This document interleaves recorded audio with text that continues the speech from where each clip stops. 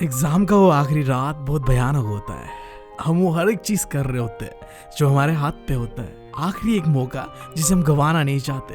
हम पढ़ रहे होते हैं, रिवाइज कर रहे होते हैं, जितना हो सके अपने आप को पुश कर रहे होते हैं। और इन सारे चक्करों में हम अपने आप को डरा हुआ, सहमा हुआ फील कर रहे होते हैं। हमें समझ नहीं आ रहा होता है कि आगे करना क्या है। स्ट्रेस एंड एंजाइटी का लेवल हाई होता है एंड देन फिर भी हम अपना आखिरी एफर्ट लगा रहे होते हैं। बट यू नो व्हाट, ये सारी चीज़ें मैटर नहीं करता वो आखिरी रात जहाँ तुमने कितना एफर्ट लगाया। मैटर ये भी नहीं करता कि वो एग्ज़ाम जिसके लिए तुम अब तैयारी कर रहे हो वो कैसा गया या नहीं गया। मैटर यहाँ पे बस इतना करता है कि तुमने पहली बार सीखा किस तरीके से प्रेशर को हैंडल किया जाता है। और मेरे भाई, ज़िंदगी में ये तुम्हारे लिए पहला लेसन होगा जहाँ तुमने लड़ना सीखा होगा। और वही सबसे बड़ी चीज़ है, जब तुम एग्ज़ाम हॉल से बाहर निकलोगे ना, ये सवाल सब तुम्हारे ऊपर दाग देंगे, कैसा गया आज का पेपर। और वो चीज़ गोली की तरह तुम्हें चुभेगा। और तुम सोचोगे कि बस एक बार ये एग्ज़ाम खत्म हो जाए, सारी चीज़ें सॉर्ट आउट हो जाएगा। बट मेरे भाई, यहाँ से तुम्हारी ज़िंदगी का लड़ाई ख़त्म नहीं होता। अब तो शुरुआत हुआ है। अब तो तुम्हें पूरी दुनिया से लड़ना है। अब इस छोटी सी जान को उड़ना भी है, भागना भी है, दौड़ना भी है और गिरना भी है। बस एक चीज़, तुम्हें रुकना नहीं है। इस जालिम दुनिया से तुम्हें लड़ना पड़ेगा, तुम्हें उसका ताना सुनना पड़ेगा। बट एक चीज़ जो तुम्हें नहीं करना होगा वो है गिव अप। अब तुम ही सोचो ना यार, जब जिंदगी में तुम्हें इतने बड़े बड़े परेशानियों के साथ अकेले लड़ना है, उसके सामने ये छोटा सा एग्जाम, इससे क्या डरना मेरी जान। हाँ देखो, एज ए एजुकेटर शायद मुझे ये वीडियो नहीं बनाना चाहिए था जहाँ मैं तुम्हें बता रहा हूँ कि how to pass in exam without study. But as a student जो कि मैं हूँ भी, समझ सकता हूँ कि तुम इस समय कैसा फील कर रहे होगे। इस समय तुम चाहे जितना भी पढ़ लो, अगर तुम्हें अपने आप पे कॉन्फिडेंस नहीं है ना, तो तुम एग्जाम में अपना बेस्ट नहीं दे पाओगे। यह रियलिटी है। और अगर तुम्हें अपने आप पे कॉन्फिडेंस है ना, तो चाहे तुम एग्जाम के एक रात पहले क्यों ना पढ़ रहे हो, तुम एग्जाम में अपना बेस्ट दोगे। और यह इंपॉर्टेंट ये नहीं है कि तुम कितना मार्क लाते हो, इंपॉर्टेंट ये है कि तुम अपना बेस्ट देते हो या नहीं देते हो। और जब बात आता है अपना बेस्ट देने का और अपने आप पे कॉन्फिडेंस होने का, तो हम बैक बेंचर्स इसमें ना सबसे आगे रहते हैं। हमारे पास कुछ हो या ना हो, वो एक चीज़ है कॉन्फिडेंस, जिससे हम दुनिया जीत सकते हैं। तो कुछ देर के लिए सब कुछ भूल भाल के, जो भी तुम्हारा डर, घबराहट एग्जाम के बारे में है, उन सबको पीछे छोड़ के मेरे साथ आओ। मैं तुम्हें बताता हूँ आज कि किस तरीके से तुम अपने आप पे भरोसा करना सीख सकते हो, कैसे तुम अपने अंदर कॉन्फिडेंस ला सकते हो। इसके लिए मैं तुम्हें 2 कहानियां सुनाता हूँ, ठीक है। हमारा कहानी एक बड़े बिजनेसमैन के बारे में है। अचानक से बिजनेस में उसे कई सारे लॉसेस होता है और जिसके वजह से वो उधारी पे डूब जाता है। उसने अपना सारा उम्मीद खो दिया था, उसे समझ नहीं आ रहा था कि आगे करना क्या है। ऐसे ही वो एक रेलवे स्टेशन के पास जाके बैठ रहा था, तो उसके सामने एक बुजुर्ग आदमी आता है और पूछता है उसे कि क्या हुआ है। वो बताता है अपना प्रॉब्लम जो भी है उसका बिजनेस के बारे में। अब उसके बाद वो जो बुजुर्ग आदमी है वो उससे 50 लाख का एक चेक देता है, बट एक कंडीशन पे देता है कि इसका इस्तेमाल तभी करना जब तुम्हारे सारे उम्मीदें खत्म हो जाए तब। अब इसके बाद वो घर जाता है और उसे एक कॉन्फिडेंस रहता है कि चलो अगर कुछ भी हो जाए, मुझे बचाने के लिए 50 लाख रुपए तो है ना। और वो बहुत ही मेहनत से काम करता है, दोबारा हार्डवर्क करता है, जो भी अपना एफर्ट है वो लगा रहा होता है। एंड कुछ ही महीनों में उसने अपना जो भी बिजनेस में प्रॉब्लम था वो सारे सॉल्व कर दिया था। और फिर वो उसी रेलवे स्टेशन में जाके उस बुजुर्ग आदमी से मिलना चाहता था।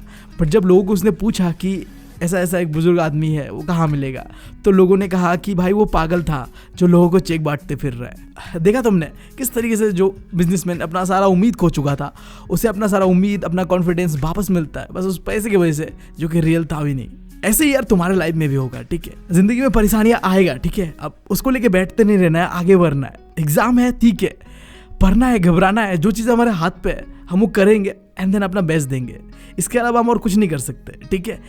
अब मैं तुम्हें अपना कहानी सुनाता हूँ। जब मैं 12th पे था ना, तो मेरा इको का पेपर लीक हो गया था, जिसकी वजह से मुझे पेपर दोबारा देना पड़ा। और सिर्फ मेरे साथ नहीं था, सबके साथ हुआ था। अब पहले वाला जो पेपर था उसमें मैंने बहुत मेहनत किया था, सिलेबस को भी पढ़ा था, रिवाइज किया था, अपना नोट्स बनाया था, सैम्पल पेपर सॉल्व किया हुआ था, कई बार मैंने प्रैक्टिस किया था, सब कुछ हो चुका था, ठीक है।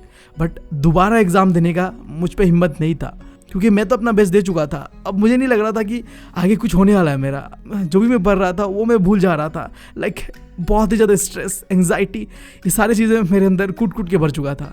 उस समय एक यूट्यूब पे एक टीचर था जो लाइव स्ट्रीम कर रहा था।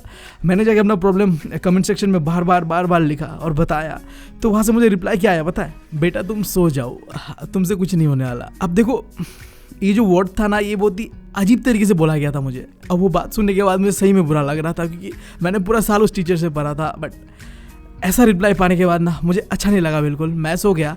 बट जब मैं अगले दिन उठा तो भाई साहब अपने ऊपर मैं थोड़ा गुस्सा था, मुझे अब प्रूव करना था कि मैं कर सकता हूँ, ठीक है। गया एग्जाम देने और इस बार का पेपर मेरा पहले के पेपर से भी बेटर गया था। तो कभी कभी होता है ऐसा कि तुम्हारा जो स्ट्रेस है, एंग्जाइटी है, वो चीज़ें दूर हो जाता है जब तुम्हें अपने आप को प्रूव करना होता है, साबित करना होता है।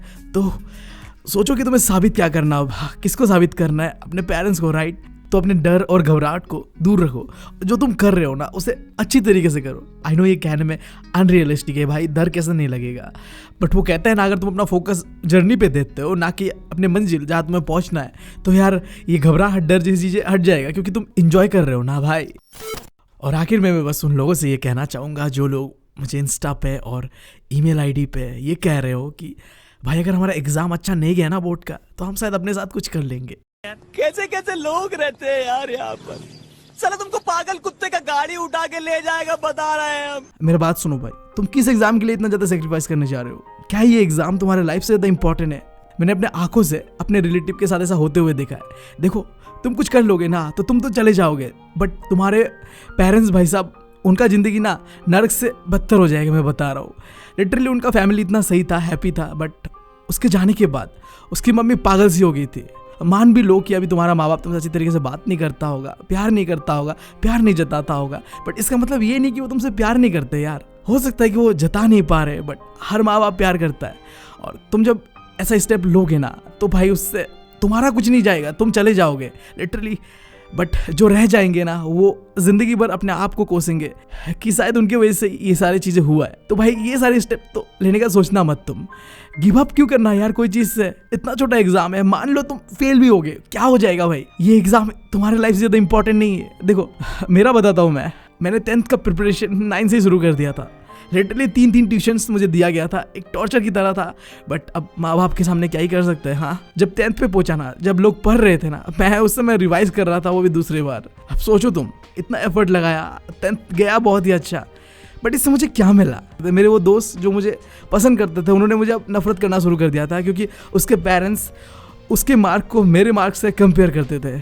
और इसके अलावा हर कोई एक ही चीज़ कर रहा था, मुझे शाबाशी दे रहा था और मेरे दोस्तों को या जो भी आसपास के लोगों को कंपेयर कर रहा था। लिटरली इसलिए ना मैंने अपना मार्क बताना ही बंद कर दिया है। रहने दो, मुझे नहीं मिला है, मुझे 0 मिला है, ठीक है, बोर्ड एग्जाम में। 10th के बाद मैंने पढ़ाई को एकदम सीरियस लेना बंद कर दिया। 12 पाया, जितना मुझे 10th में मिला था उसका आधा मिला 12 पे। फिर मैं कॉलेज गया, कॉलेज में मैंने चिल आउट किया। लॉकडाउन की वजह से भाई साहब कॉलेज तो ऐसे निकल गया, एंड देन अब यूनिवर्सिटी पे हूँ और यहाँ में मैं बैक आके बैठा हुआ हूँ। अब तुम्हें ये लग सकता है कि भाई तू तो धीरे धीरे अपने आप को बर्बादी कर रहा है, गधा है तू। ऐसा नहीं है, देखो मैंने बस अपना प्रायोरिटीज़ को बदल दिया है। अब मैं वो चीज़ें कर रहा हूँ जो चीज़ें मुझे सही में करना पसंद है। मुझे एक बात समझ आया कि टॉपर्स और बैक बेंचर्स के बीच क्या डिफरेंस है, पता है? हम गलतियाँ करने से घबराते नहीं, हम गलतियाँ करते, सीखते एंड देन उसे रिपीट नहीं करते।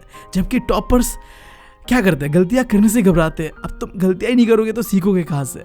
सो अब मैं सिर्फ पढ़ाई नहीं कर रहा हूँ, पढ़ाई के अलावा मैं अलग अलग चीज़ों को एक्सप्लोर कर रहा हूँ। लाइक अब मैं थोड़ा एनिमेशन सीख रहा हूँ, अपना यूपीएससी का प्रिपरेशन को भी साइड में कर रहा हूँ, साइड बाय साइड पढ़ने के साथ साथ। नया ट्रैवलिंग का शौक चल रहा है, जब भी पैसा सेव कर पाता हूँ निकल पड़ता हूँ कहीं। और शायद तुम बहुत जल्दी मुझे एक डबिंग आर्टिस्ट की तरह भी देख सकते हो। मैं कर रहा हूँ ट्राई, अब कब तक मैं परफेक्ट हो जाऊँ, उसके बाद वीडियोज़ भी अपलोड करना शुरू कर दूँ उसके ऊपर। उसके अलावा मैं स्टोरी टेलिंग के ऊपर ध्यान दे रहा हूँ, and then on and on कई सारी चीज़ें मैं कर रहा हूँ।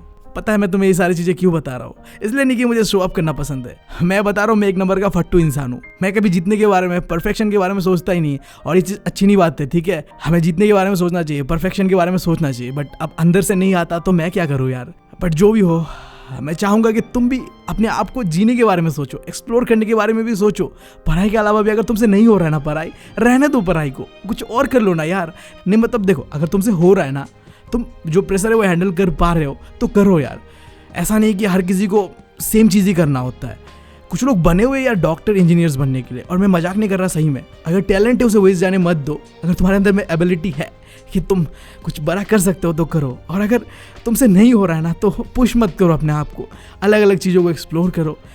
आई डोंट नो तुम किस चीज़ में कब इन्वॉल्व हो जाओगे और तुम उस चीज़ से प्यार करने लगोगे। सो लाइक ये चीज़ें होता है ऑटोमेटिकली। यहाँ ऐसा कुछ सीन नहीं है, अगर तुम कुछ करने बैठ गए तो तुम्हें वही करना है। अलग अलग चीज़ों को एक्सप्लोर करो यार। तुम्हें नहीं पता राइट कि तुम्हारा मंजिल क्या है, अब अपना मंजिल ढूंढना है तो एक्सप्लोर तो करना पड़ेगा ना भाई। खैर मुझे इतना ही कहना था तुम लोगों से। कल जो भी हो यार, कोई फ़र्क नहीं पड़ता, बस तुम्हें अपना बेस्ट देना है, और यही चीज़ मैटर करता है फिर ज़िंदगी में कई सारे ऐसा मौका आएगा जब तुम हारोगे और कभी जीतोगे भी, और वो चीज़ें मैटर नहीं करता। मैटर ये करता है कि तुम कितना अपना एफर्ट लगा रहे हो। और वो गलत ख्याल तो भाई छोड़ ही दो, ठीक है। बहुत बार ये ज़िंदगी, कुछ अलग कर लो अगर ये नहीं हो रहा है तो, बट अपने आप से खेलो मत, अपने पेरेंट्स के साथ खेलो मत। इसी बात के साथ मैं लेता हूँ तुम लोगों से अलविदा। Thank you, love you all. अगर चैनल को तुमने अभी तक सब्सक्राइब नहीं किया है तो कर लो यार। और जाते जाते बस मैं तुम लोगों से इतना कहना चाहता हूँ, क्या तुम्हें पता है कि हमारा एक नया एनिमेटेड चैनल आ चुका है जहाँ हम एनिमेटेड कंटेंट डाला करते हैं। और तुम लोग के लिए इस बार खास चीज़ ये है कि एग्ज़ाम स्ट्रेस के ऊपर डेडिकेटेड एक वीडियो आ चुका है, जाके तुम इसे देखना चाहोगे और तुम्हें देखना चाहिए भी वो, क्योंकि उससे तुम्हें काफ़ी ज़्यादा मदद मिल सकता है, ठीक है। तो चेकआउट जरूर करना, लिंक डिस्क्रिप्शन में या फिर सर्च कर लो द सिबलिंग्स। मैं मिलता हूँ तुम लोगों से अगले वीडियो में।